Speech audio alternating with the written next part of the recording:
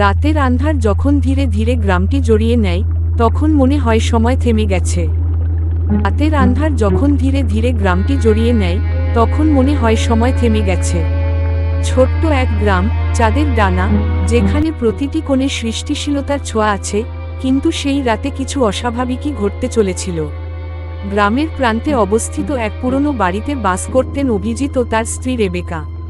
তাদের একমাত্র সন্তানের হাসির কণ্ঠে বাড়িটি সজীব থাকত, কিন্তু সেই রাতের অন্ধকারে সজীবতার পরিবর্তে ধীরে ধীরে আতঙ্কের ছায়া ঢলে আসতে শুরু করেছিল। অভিজিৎ দীর্ঘদিন ধরে শহরের কোলাহলে কাজ করতেন, আর রেবেকা ছিলেন ঘরের রক্ষক, যার মন সবসময় শান্তি আর নিরাপত্তা খুঁজতে থাকত। কিন্তু সেই রাতে, যখন আকাশে চাঁদের রোশনি মৃদু আলো ছড়িয়ে পড়েছিল, তখন ঘরের চারিদিকে একটি অজানা শব্দ শুরু হলো। শব্দটি ছিল কোনো স্বাভাবিক বায়ুর শব্দ নয়, বরং যেন কারো নীরব বেতালি কণ্ঠস্বর, যা ধীরে ধীরে বাড়ির দেওয়ালে প্রতিধ্বনিত হচ্ছিল। প্রথমে রেবেকা ভাবলেন, হয়তো বাইরের কোনো পাখি বা গাছের পাতার রকচক। কিন্তু শব্দটি যতই বাড়তে লাগল, ততই মনে হলো এটি কোনো অতিপ্রাকৃত শক্তির ইঙ্গিত।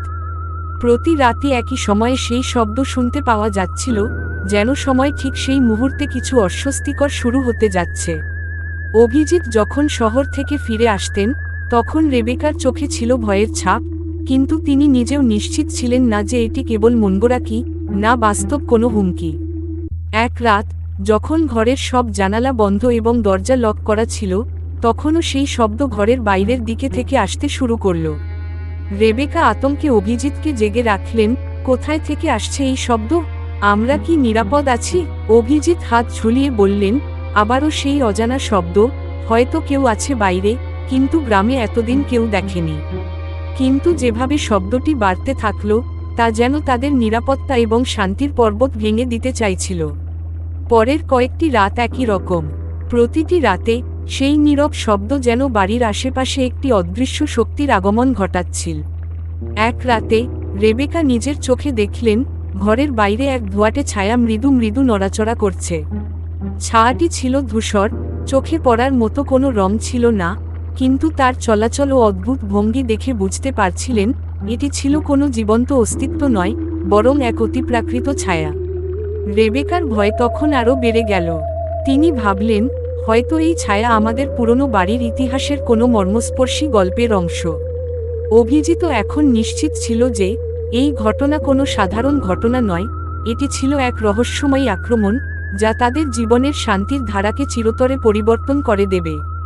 গ্রামের বৃদ্ধরা বলতেন, এই বাড়ির পেছনে এক পুরনো কিস্সা আছে। অনেক বছর আগে এই বাড়িতে এক দুর্বৃত্ত পরিবার বাস করত। তাদের সন্তানেরা একে অপরকে ছেড়ে চলে গিয়েছিল, আর পরিবারের মূল প্রধান মারা গিয়েছিলেন এক অদ্ভুত দুর্ঘটনায়। কথাগুলো শুনে অভিজিৎ ও রেবেকা ভাবলেন, হয়তো সেই অতীতের ছাই এখন আমাদের বাড়িতে ফিরে এসেছে। অতীতের স্মৃতির সঙ্গে নতুন আতঙ্কের সংমিশ্রণ ঘটল। রাতের অন্ধকারে সেই অজানা শব্দ আর ছায়া যেন অতীত ও বর্তমানকে একত্র করে দেয়।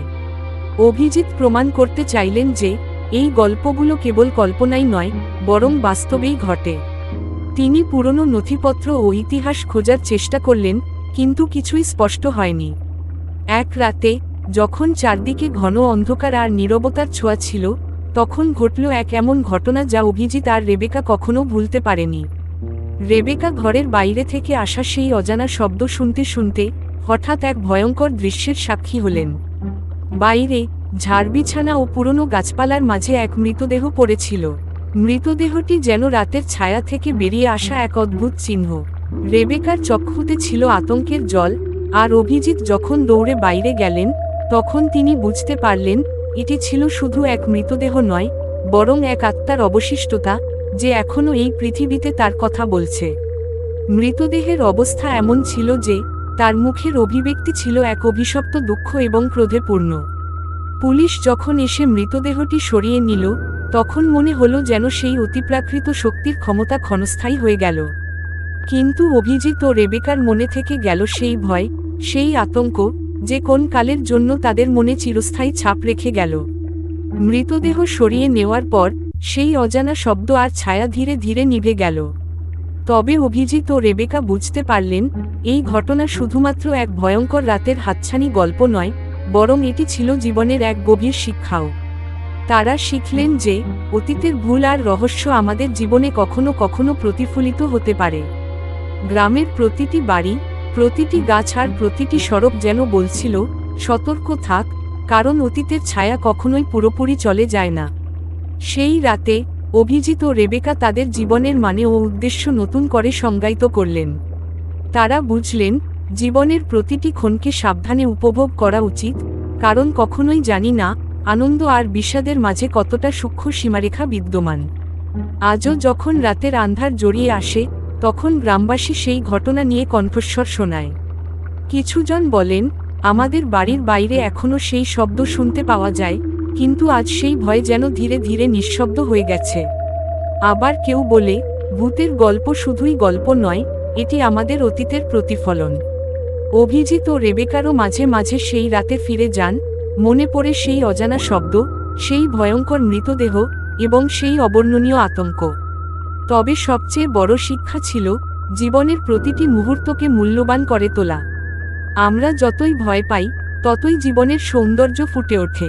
সেই রাতে অভিজিৎ ও রেবেকা শিখেছিলেন, ভয় শুধু আমাদের মনকে চূর্ণ করতে পারে না, বরং এটি আমাদেরকে আরও শক্তিশালী, আরও সচেতন করে তোলে। একদিন, অনেক বছর পর, গ্রামে এক তরুণ সাংবাদিক এসে পৌঁছালেন। তিনি শোনেন সেই ভয়ঙ্কর কাহিনী এবং নিজের হাতে গল্পটি পুনর্জাগরণ করতে চান। সাংবাদিক অভিজিৎ ও রেবেকার সাক্ষাৎকার নেন, তাদের স্মৃতির পাতায় পাতায় ভয় ও আতঙ্কের ছাপ যেন লুকিয়ে আছে। আপনারা কি মনে করেন, সেই রাতের ঘটনা কোনো পূর্বসূরির ছাপ ছিল? সাংবাদিকের প্রশ্নে অভিজিৎ মনোযোগ দিয়ে বলেন, হয়তো, কিন্তু আমি বিশ্বাস করি, সেই ঘটনাটি আমাদের শিক্ষা দেয় যে ভয় মানে সবসময়ই ধ্বংস নয়, অনেক সময় এটি আমাদেরকে নতুন করে জীবনকে উপলব্ধি করাতে সাহায্য করে।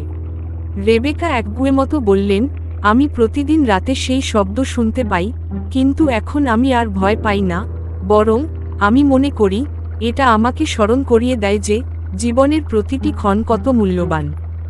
সাংবাদিক সেই সাক্ষাৎকারটি গ্রামে প্রচার করেন এবং সেই ভয়ঙ্কর কাহিনী নতুন প্রজন্মের মধ্যে রোমাঞ্চ ও শিক্ষার উৎস হিসেবে প্রতিষ্ঠিত হয়। গ্রামে নতুন গল্প ও নতুন চেতনা জন্মে, যেখানে অতীত আর বর্তমানের মিলন ঘটে এক নতুন অধ্যায়। এই ভূতের গল্প আমাদের শিখিয়ে দেয় যে অতীতের ভুল, সাপ বা রহস্য আমাদের জীবনে কখনোই পুরোপুরি নিঃশেষ হয় না। তবে আমাদের উচিত ভয়কে এমনভাবে গ্রহণ করা যাতে তা আমাদেরকে শক্তিশালী করে, আমাদের চিন্তাধারা ও অনুভূতিকে আরও গভীর করে তোলে। সেই রাতের ঘটনা অভিজিৎ ও রেবেকার জীবনের এক চির